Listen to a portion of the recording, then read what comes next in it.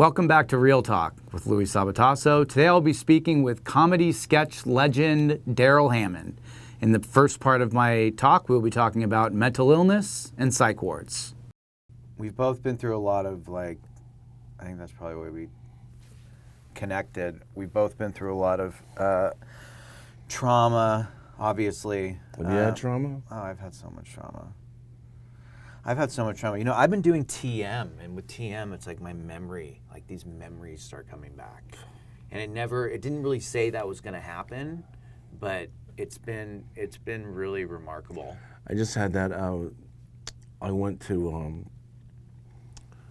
Sierra Tucson last year to sort of take a 30-day crash course on how to live with complex PTSD.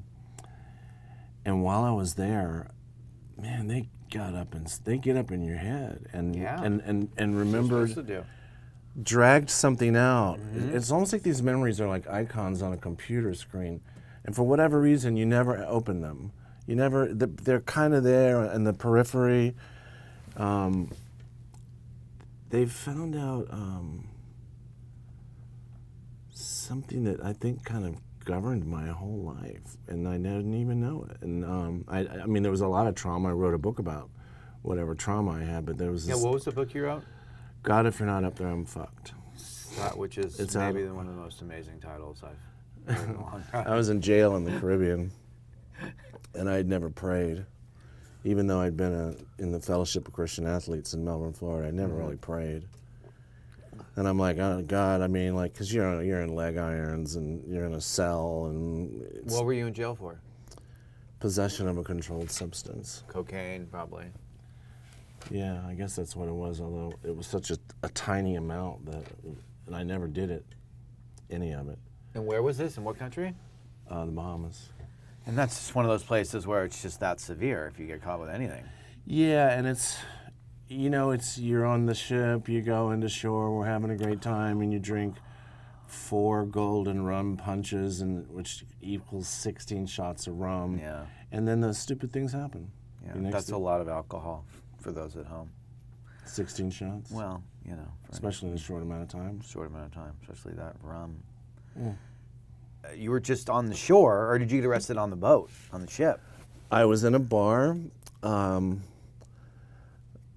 A guy had been trying to sell me Coke all night, which Coke was, at that time in my life, was not my thing, Yeah. I didn't really want it. And I went upstairs to the bathroom. The guy came upstairs and put it in my pocket.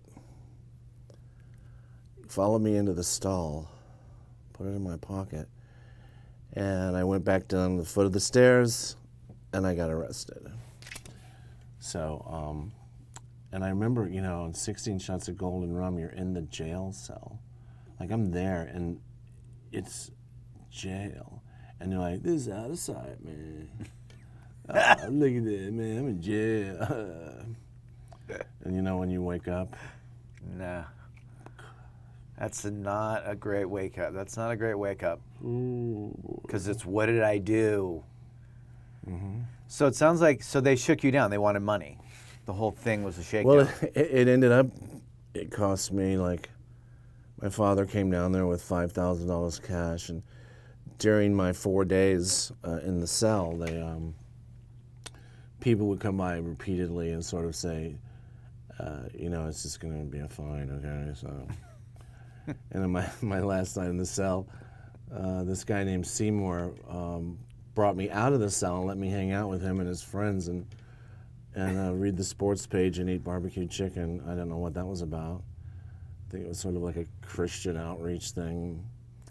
Wait, he took you out of the jail to do that? He took me out of the cell. I was still in jail. But you were in the common area? Yeah, I was in I was in there with the other guards eating. Wow, okay. It's pretty, hard to believe that.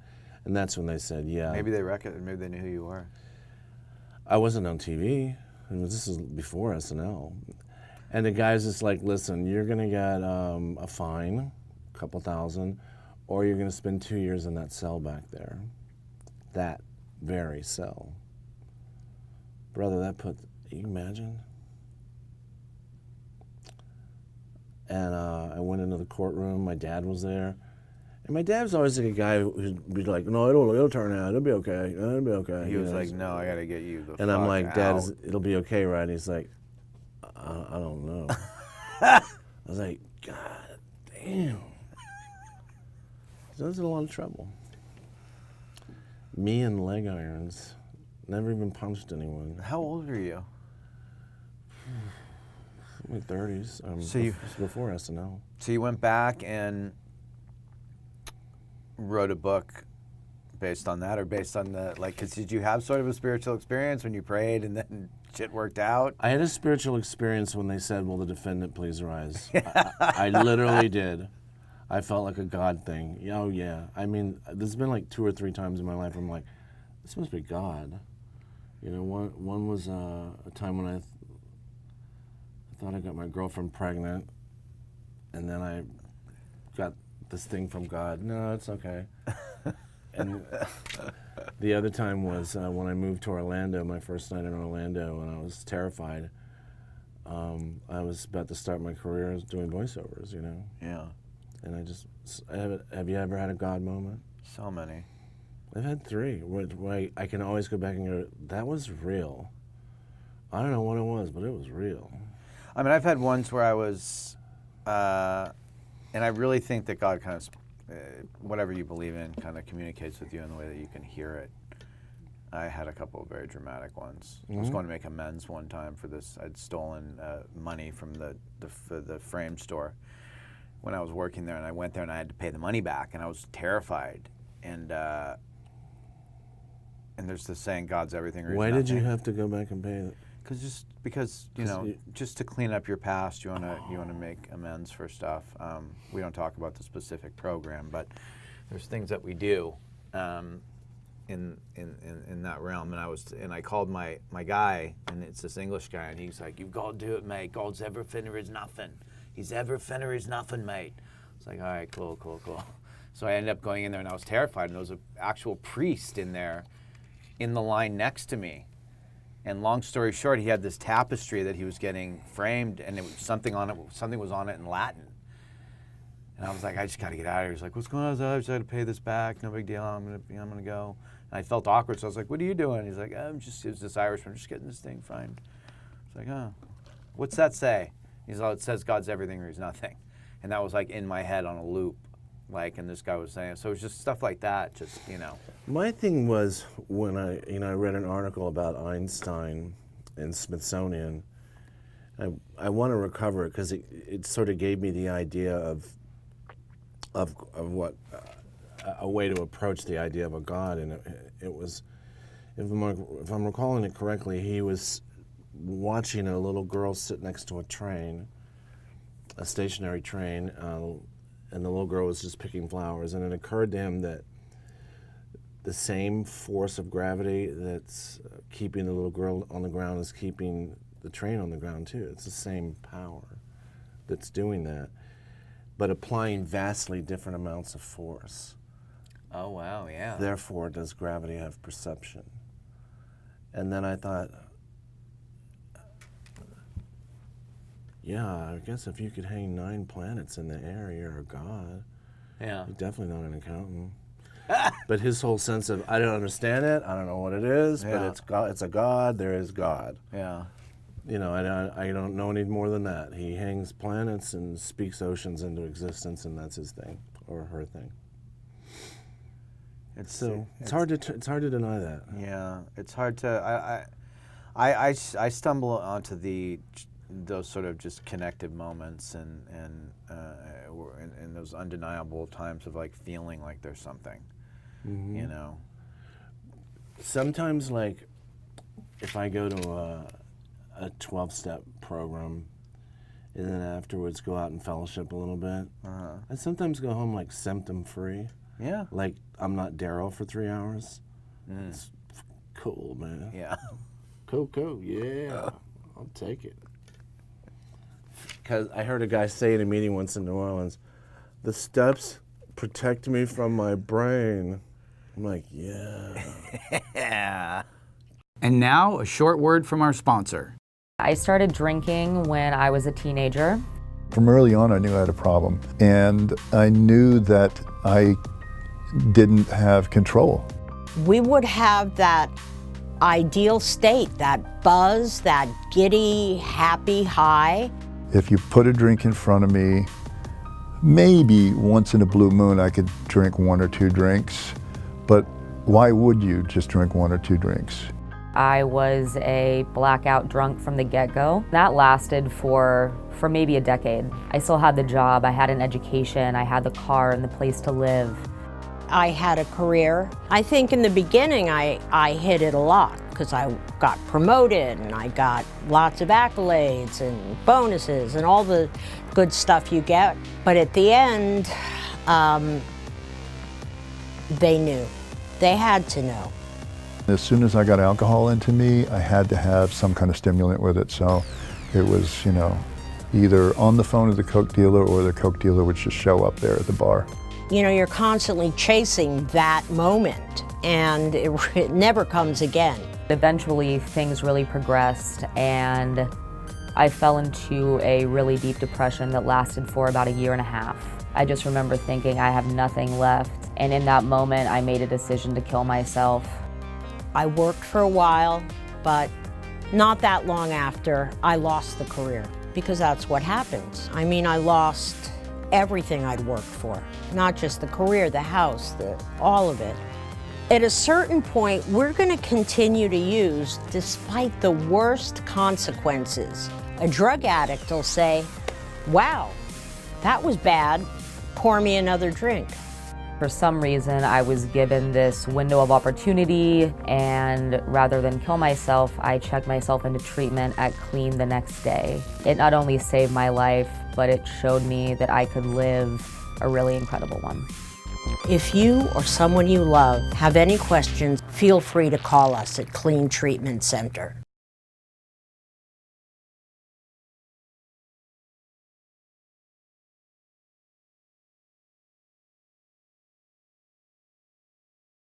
Welcome back to the first part of my conversation with Darrell Hammond. I think we've both spent time in psychiatric hospitals. You know, How many for you? I've never counted. 5? Way more. No wonder we hit it off. No, way more. And no wonder you didn't mind visiting me. Not at all. We visit each other. I visited my friend Darrell here when he was having a problem. Mm-hmm. And no, of course, I don't. I would go in for different reasons, though. Mm.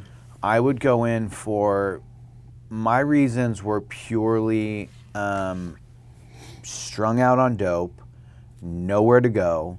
If I say I'm suicidal, they have to keep me for 3 days and give me medication. That's better than being on the street. And aren't you from a family of means? Yeah. Yeah. And you didn't want to ask them? Well, I did. I'd asked them so many times. At that point, it's, just you gave know, up. it's just they gave up. And it's like, you know, so that was why, so I ended up in a lot of mental hospitals because of that, you know, but I suffered from depression and stuff too. What would you go into the psych ward for? What would you go in for last time? For cutting. Yeah. Why does somebody cut?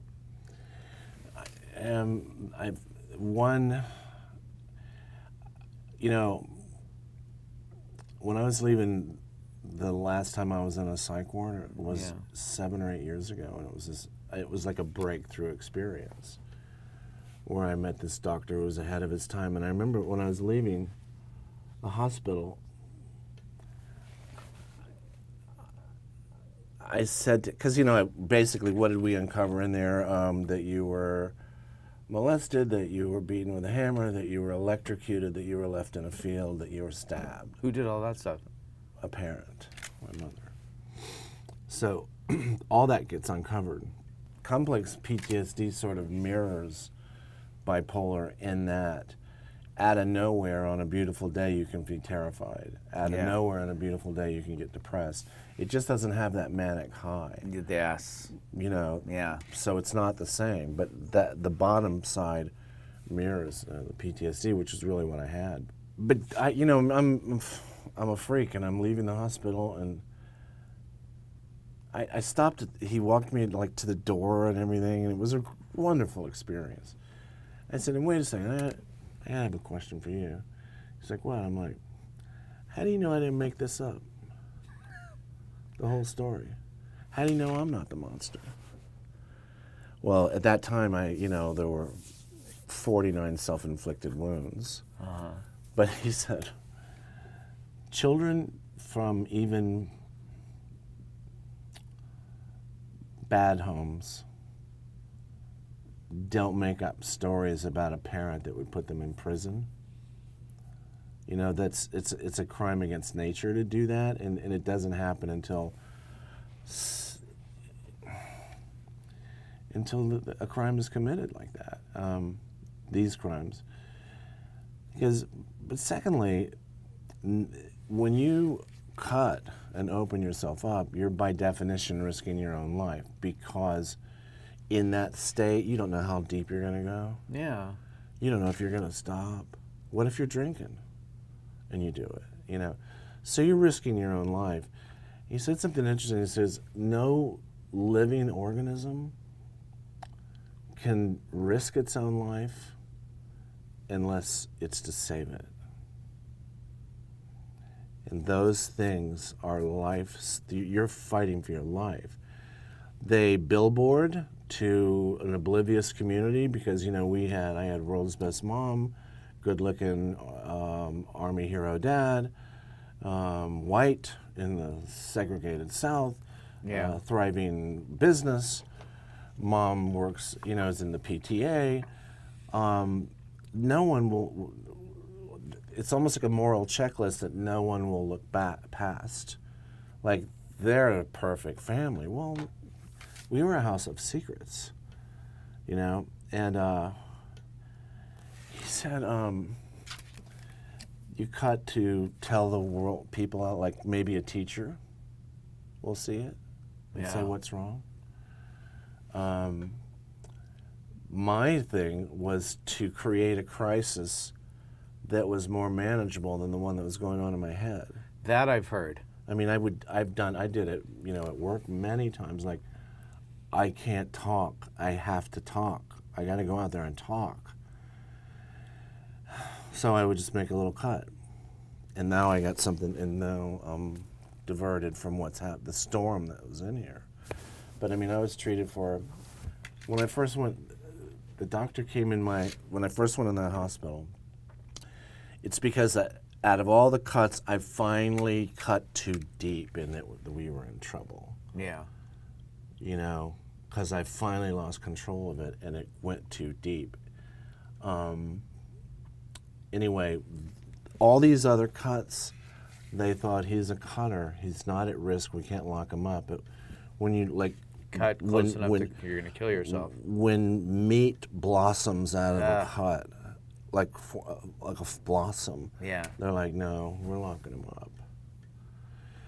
And but that's the second reason to create a crisis more manageable than one on your head. But then I heard a weird one recently. I don't know what you think about this. I don't know what I think about it. That cutting is actually a reenactment of a rape.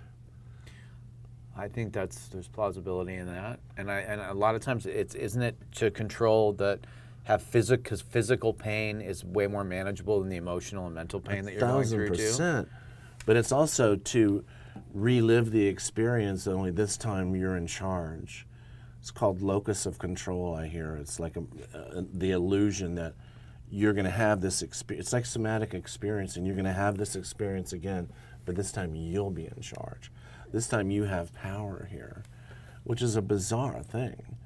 There are instances of people being molested apologizing to their perp while they're being molested, I never heard the billboard analogy. That's amazing. Like, this is because it's a very physical, noted cry for help. Yeah. I think that's amazing. But I'm thinking, you're saying that, and I'm thinking about, I think that what happens to a lot of really bad drug addicts like myself is mimicking sexual trauma.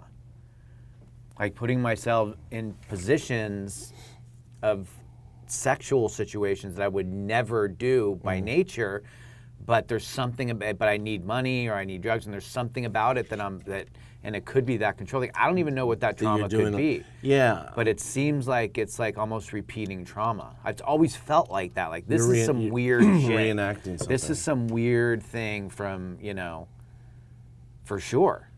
Yeah. And now a word from our sponsor.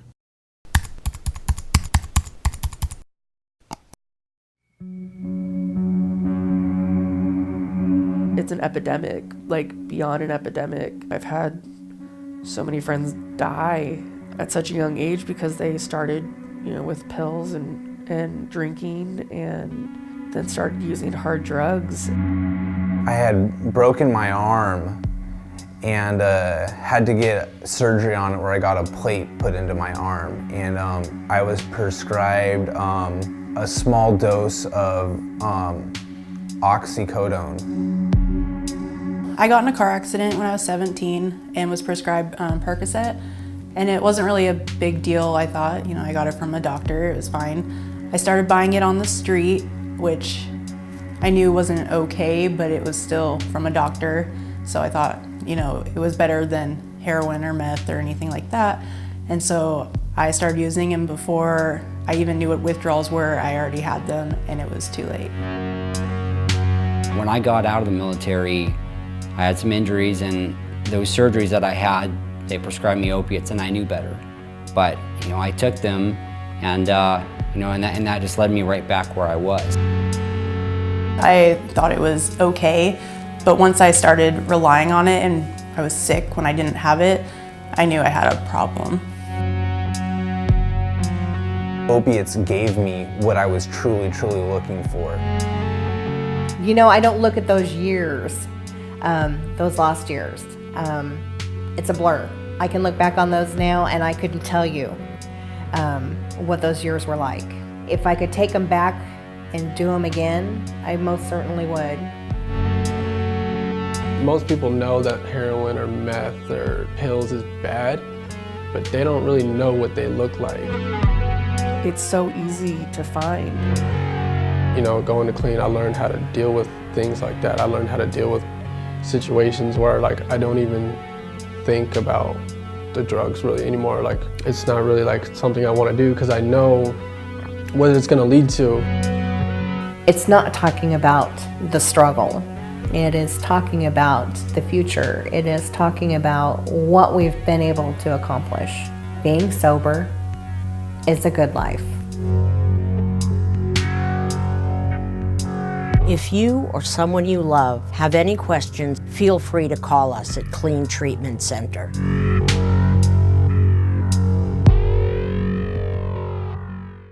And now, the conclusion of the first part of my talk with Darrell Hammond. Do you believe in manic depression? I 100% do. I don't believe in this everybody's bipolar thing, because this I've experienced in my family true manic depression. My whole family's rife with mental illness, like proper manic depression. My grandmother committed suicide. My dad found her. My brother committed, or my uncle committed suicide. On my it's dad's interesting side. the power, the devastation that one suicide. It doesn't just kill the one guy. No, that my dad found her when he was in his early 20s. And then he's going to pass that on to y'all. Yeah. One Which he did, suicide. My uncle, he owned 40% of my dad's company. My dad bought him out because he went bananas. He gave the money away. He's on the street. He's given hundreds of thousands of dollars away. And then Is that right? And then he gets so depressed he can't get out of fucking bed for 3 months. Like proper, severe manic depression. And his mother was the same way. And he died, his brother died as well. He either jumped in front of a car or stepped off of the curb at 4 o'clock in the morning. He had just been released from jail and he got hit by a car. When I was sober 5 years and 7 months, I was in my 30s, 5 years and 7 months. Third step, prayer, working steps, meetings, service, really leading a good life in Orlando, Florida, working in radio. I was working at BJ 105 in Orlando, but I had like 5 clients. And I was making serious money. I was, you know, and I was sponsoring a guy. Wow. And he, I guess he was sort of in the closet about being gay. In certain parts of the Deep South, that's still something that people do. And he got caught with a guy at a convention. He was a very well-to-do attorney and very prominent. Got caught with a dude, and they fired him for it, and gave that reason to, in their papers, here's why we're firing you, for a morals charge. Wow. And I didn't know any of this. This happened one day, and I didn't hear from him that day. And then the next day, I get a voicemail from his 11-year-old daughter saying, I wanted you to know that our daddy died today. He committed suicide. And Louie, I went nuts. Like,